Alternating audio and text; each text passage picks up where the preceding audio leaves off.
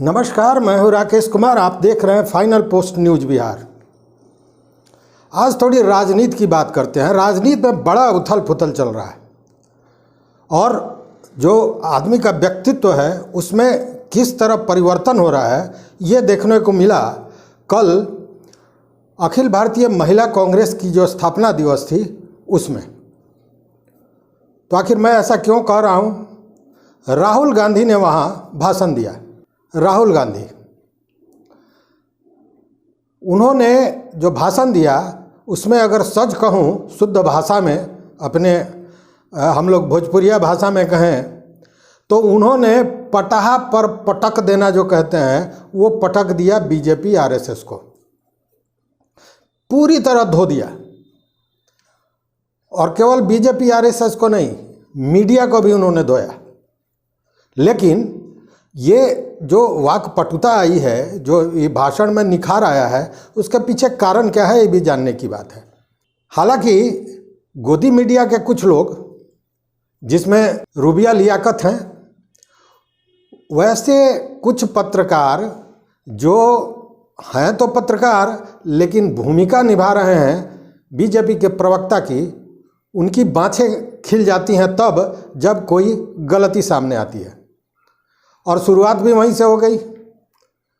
राहुल गांधी ने ये कहा कि हमारा महिला संगठन लंबे समय से काम कर रहा है, लगभग 25 वर्षों से। तो और वो जो आप इस वीडियो को देखिए। I'd like to also thank you for all the work that you have been doing over the last 25 years. How many? 38 years. 38 years. इसमें उन्होंने जो कहा है वो भाषण देते हुए उन्होंने पूछा भी है अपने बगल से कि एग्जैक्ट टाइम क्या है, तो किसी ने बताया 38 वर्ष और फिर उन्होंने 38 वर्ष कहा। लेकिन इसको लेकर रूबिया लियाकत ने एक ट्वीट किया। हालांकि इस ट्वीट के बाद जो उनको लताड़ पड़ी है वो भी समझने वाली बात है कि कई लोगों ने कई तरह का दिया है। और इसमें यह कहा है कि तुम आका के लिए क्यों नहीं बोलती हो। जब चुनाव जीतने के बाद मोदी जी ने यह कहा कि 600 करोड़ जनता ने मत देकर उनको शासन पर बिठाया है, तब क्यों नहीं बोली। तमाम तरह की बातें आई। खैर, हम उस पर आज नहीं जाएंगे। राहुल गांधी ने क्या कहा बीजेपी को, ये महत्वपूर्ण है। उन्होंने कहा कि बीजेपी हिंदू पार्टी नहीं है, ये हिंदू पार्टी अपने को बताती है लेकिन हिंदू की पार्टी नहीं है। अगर हिंदू की पार्टी होती तो उन्होंने कहा कि हिंदू धर्म का के सबसे बड़े जो राजनीतिज्ञ थे या राजनेता थे या महानायक थे वो थे गांधी जी। और गांधी जी ने हिंदू धर्म को जिया, पूरी जिंदगी जिया। तो फिर आरएसएस के लोग जो हिंदू धर्म के संरक्षक कहते हैं, अपने को हिंदू धर्म का बताते हैं, तो आरएसएस का ही कोई व्यक्ति एक हिंदू सम्राट के सीने में 3 गोली क्यों मारा? अगर वो हिंदू होते तो ऐसा नहीं करते। दूसरी बात उन्होंने क्या कही, यह भी सुनिए। बीजेपी के लोग कहते हैं कि वो हिंदू पार्टी है, कि बीजेपी के आरएसएस के लोग हिंदू पार्टी। तो अगर पिछले 100-200 साल में किसी एक व्यक्ति ने हिंदू धर्म को समझा हो और हिंदू धर्म को अपनी प्रैक्टिस बनाई हो, तो उस व्यक्ति का नाम महात्मा गांधी है। इसको हम भी मानते हैं और इसको आरएसएस के लोग भी मानते हैं, बीजेपी के लोग भी मानते हैं। तो अगर महात्मा गांधी ने हिंदू धर्म को समझा और उन्होंने अपनी पूरी जिंदगी हिंदू धर्म को समझने में लगा दी, तो आरएसएस की विचारधारा ने उस हिंदू की छाती में 3 गोली क्यों मारी?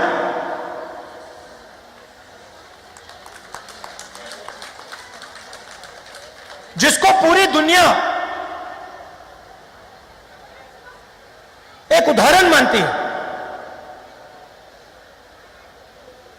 मंडेला से लेकर मार्टिन लूथर किंग कहते हैं, हां महात्मा गांधी एक उदाहरण थे और महात्मा गांधी ने अहिंसा को सबसे अच्छे तरीके से समझा और सिखाया। और अहिंसा हिंदू धर्म का फाउंडेशन है। तो फिर आरएसएस की विचारधारा, सावरकर की विचारधारा, गोडसे ने उस व्यक्ति के छाती के अंदर 3 गोली क्यों मारी? राहुल गांधी ने बड़े अंदाज में धर्म का भी बखान करते हुए जो लताड़ लगाई बीजेपी को, वो कहने लायक है।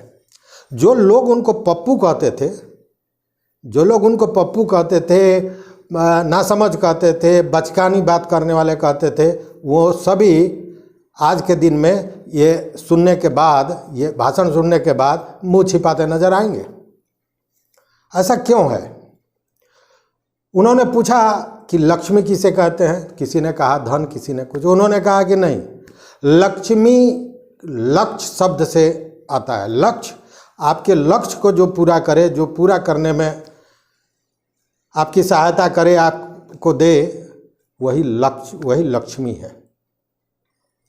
और उसी तरह उन्होंने दुर्गा पे क्या कहा सुनिए। जम्मू में मैंने ये सवाल पूछा, किसी ने कहा, यह कहा कि लक्ष्मी वो शक्ति है जो घर में पैसा लाती है। गलत इंटरप्रिटेशन। लक्ष्मी शब्द लक्ष्य से आता है।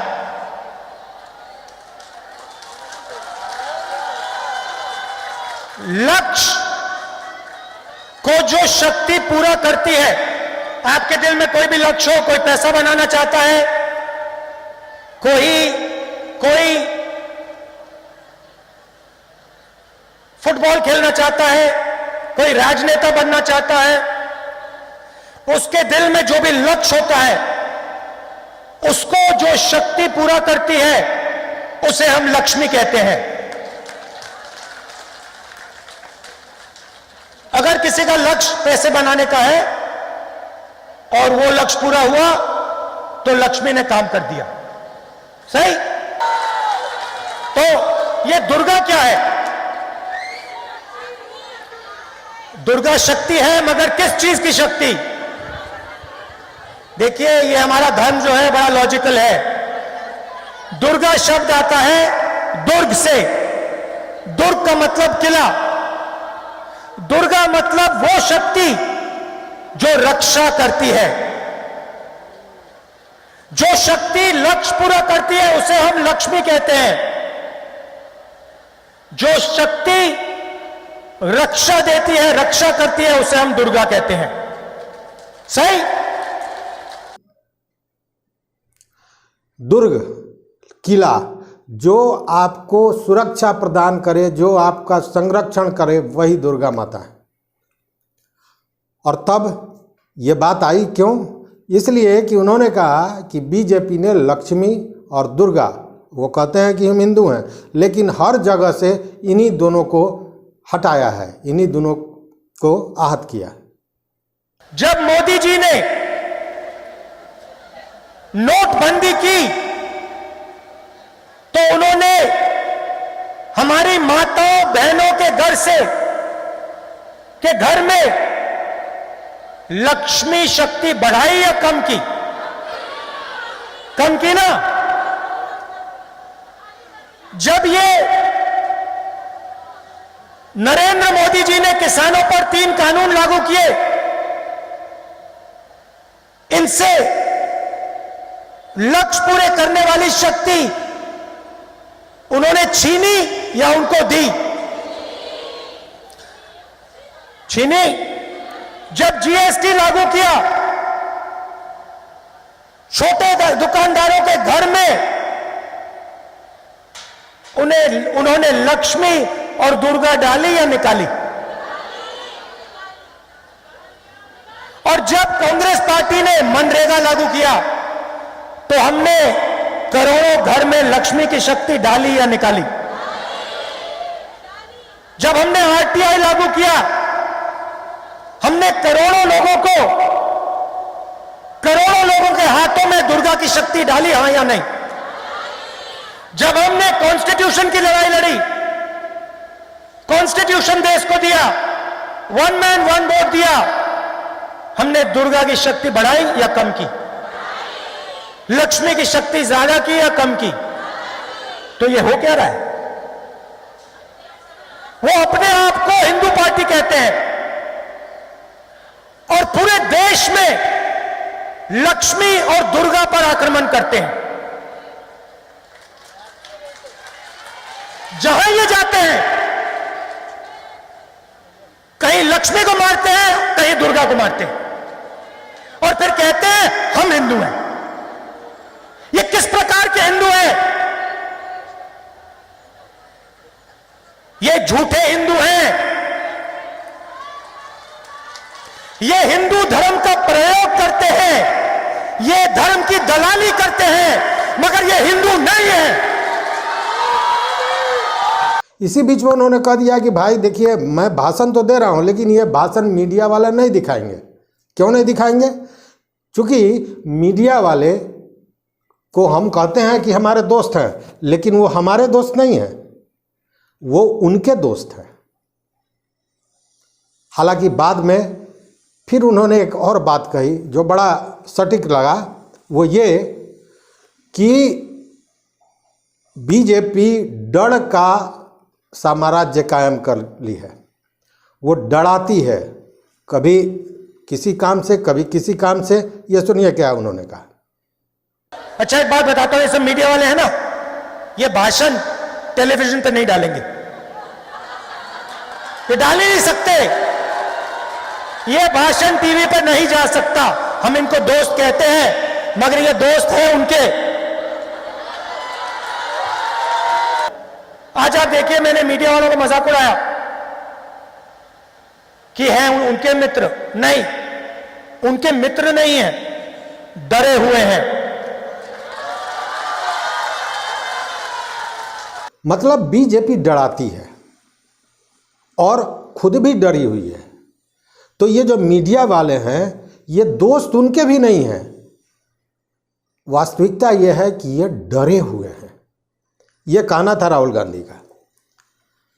और उन्होंने कहा भी कि बीजेपी डर का कारोबार कर रही है, और ये डर केवल दूसरों को नहीं है, जितना वो दूसरे को डरा रहे हैं उससे ज़्यादा खुद डरे हुए हैं।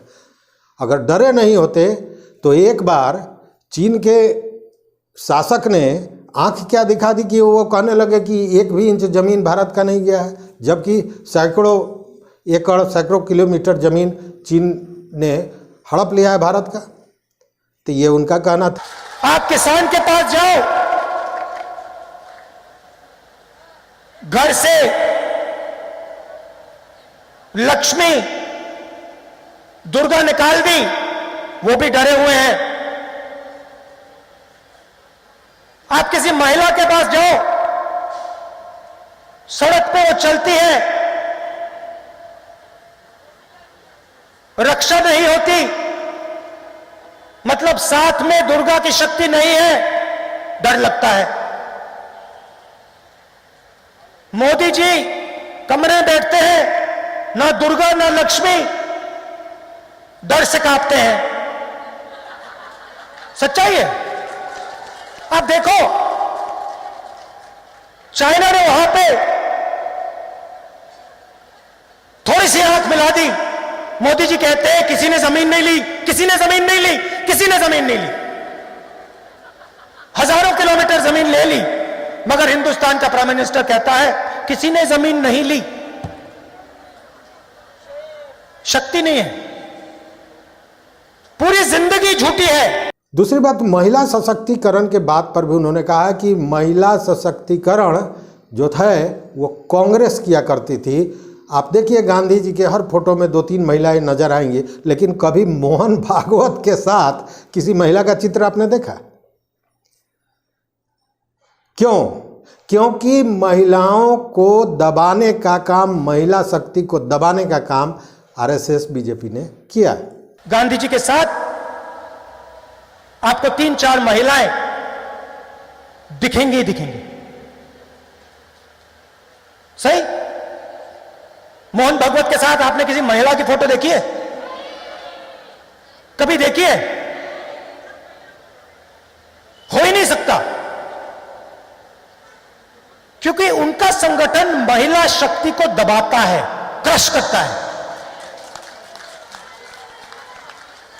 हमारा संगठन महिला शक्ति को एक प्लेटफॉर्म देता है।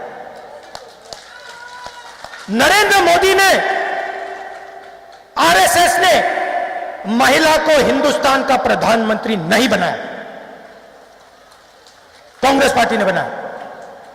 हाथ पे बड़ा अच्छा, जो कांग्रेस का चुनाव चिन्ह है हाथ पे जो उन्होंने कहा, वो भी मैंने लगता है जैसे पूरा जो व्यक्तित्व है राहुल गांधी का, जो भाषा है, जो भाषण देने का स्टाइल है, वो सारा बदल गया है। कहीं ये प्रशांत किशोर की सलाह का असर तो नहीं है कि किस जगह पे कहाँ हिट करना है, या फिर उनमें अब इसके पीछे मामला जो हो, लेकिन उन्होंने हाथ के विषय में पूछा कि ये क्या है।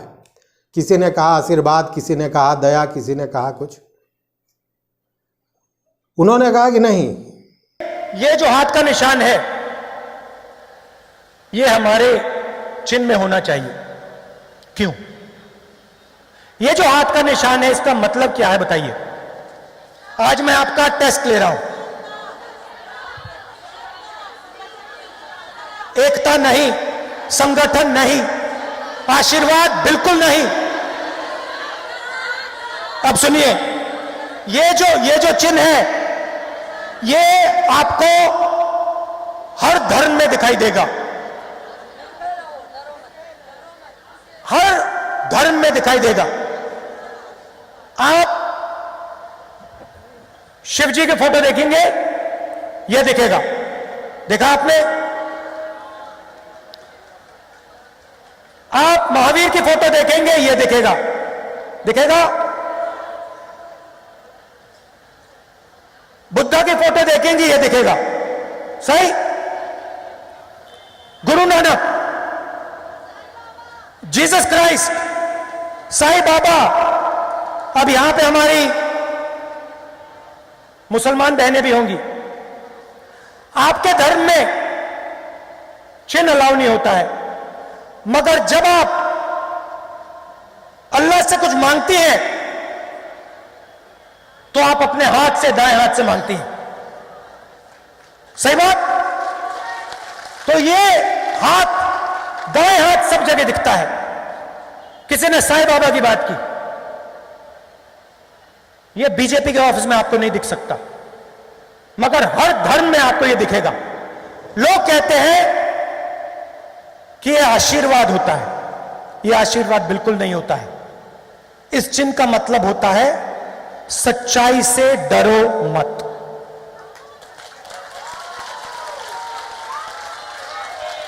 उनकी विचारधारा डरो और डराओ,